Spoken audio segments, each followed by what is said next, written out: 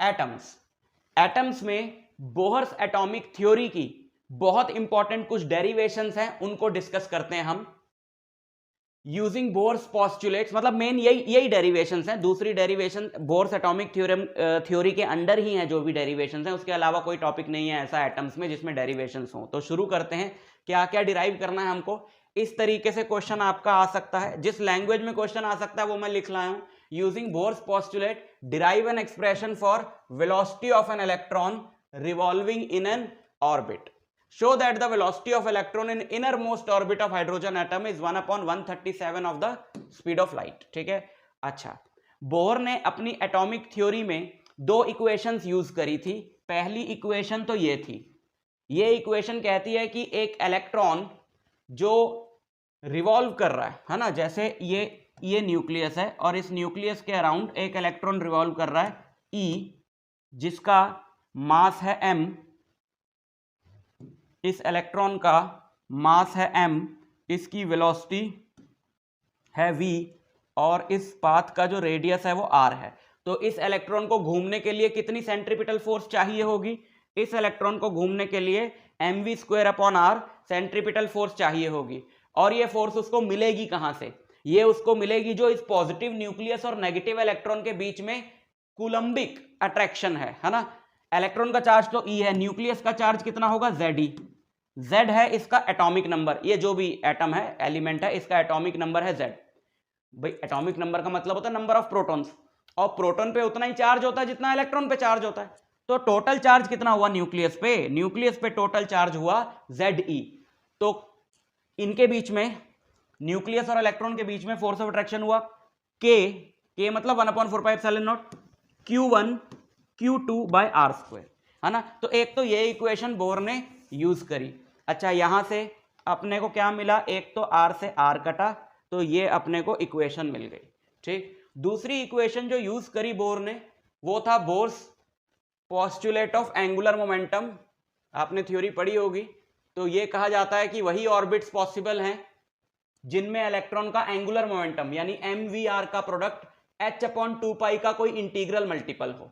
ठीक है, तो ये सेकंड इक्वेशन थी, वो फर्स्ट इक्वेशन से। जितना कुछ भी अभी हम डिराइव कर रहे हैं, आगे डिराइव करेंगे बोर्स एटॉमिक थ्योरी में, वो इन्हीं दोनों इक्वेशंस को यूज करके आया है। पहली इक्वेशन से अभी पीछे जो लिखी हुई है उससे मैंने r की ये वैल्यू निकाल ली। ठीक है, और सेकंड से मैंने r की ये वैल्यू निकाल ली और इन दोनों वैल्यूज को इक्वेट कर दिया। एक v से v कटा और जो बाकी बचेगा वो वेलोसिटी का फॉर्मूला है। क्या बचेगा? देखो, v इक्वल टू, यहां पर एक v बचेगा, इसको उधर ले जाओ, यहां से और क्या कैंसिल हुआ उसको भी कैंसिल कर दो, यहां पर m से एक m कैंसिल हुआ। ठीक है, तो क्या बचेगा बच्चों? देखो, ये v उधर लेके गए, kZe², 2π kZe²/nh, 2π kZe²/nh। ठीक है, तो ये वेलोसिटी का डेरिवेशन। दूसरा, रेडियस का डेरिवेशन आपसे पूछा जा सकता है। तो रेडियस का डेरिवेशन आप कैसे करोगे? कोई भी फॉर्मूला उठाया, जैसे ये रेडियस का फॉर्मूला उठाया हमने यहां पे nh/2πmv, r equal to nh/2πmv, और v की ये वैल्यू यहां अगर हम डाल दें तो r होगा, एक ही क्वेश्चन में ये पूछ सकते हैं, अलग अलग क्वेश्चंस में रेडियस और वेलोसिटी का डेरिवेशन पूछ सकते हैं। v की वैल्यू डाली 2π kZe²/nh,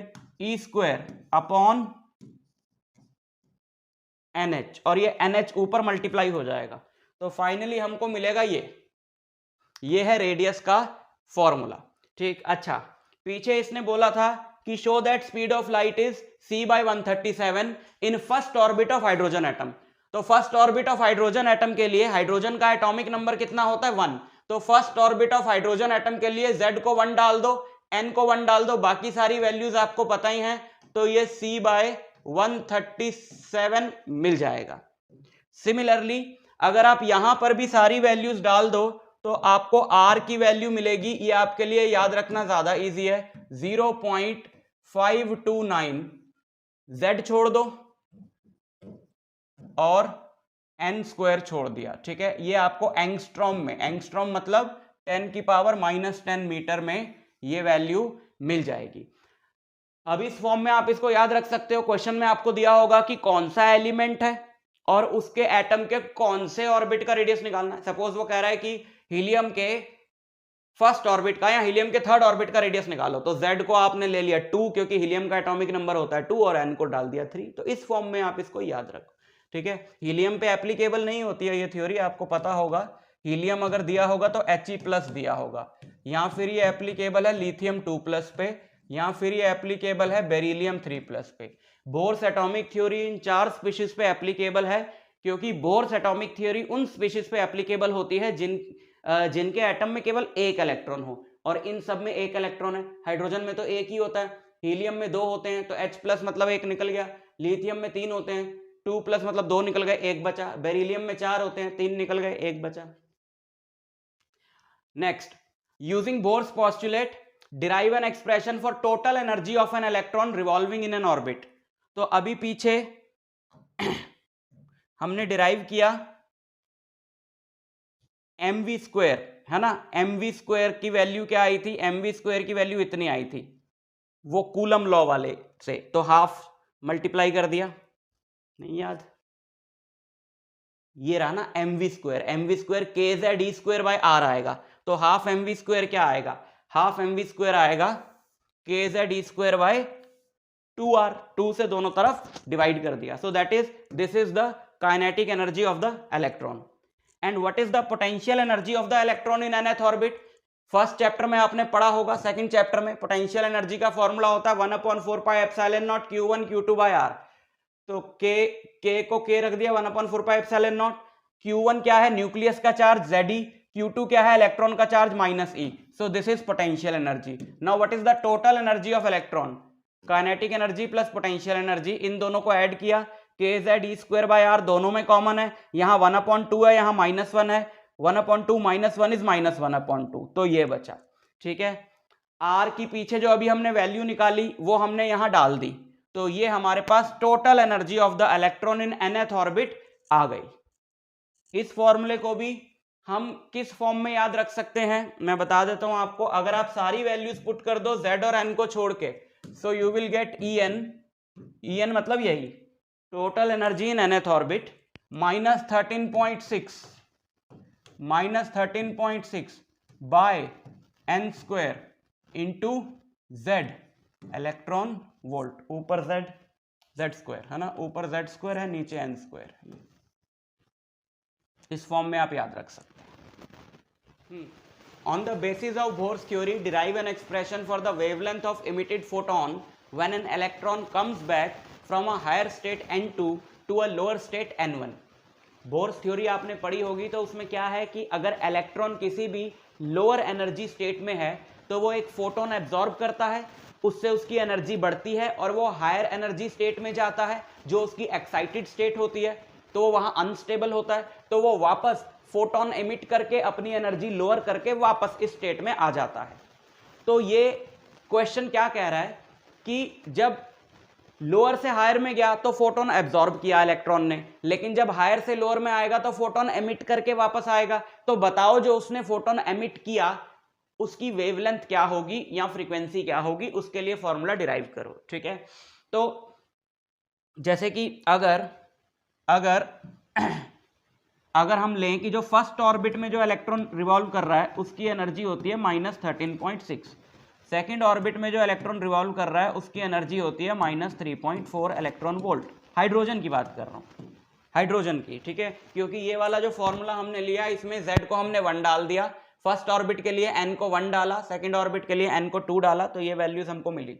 अब इस इलेक्ट्रॉन को मैं कितनी एनर्जी का फोटोन दूं कि ये इसमें चला जाए, जो इनकी एनर्जी का डिफरेंस है ना, इनकी एनर्जी का डिफरेंस डेल्टा E, इनकी एनर्जी का जो डिफरेंस है डेल्टा E, वो क्या होगा, दैट विल बी -3.4 -13.6 यानी 10.2 इलेक्ट्रॉन वोल्ट।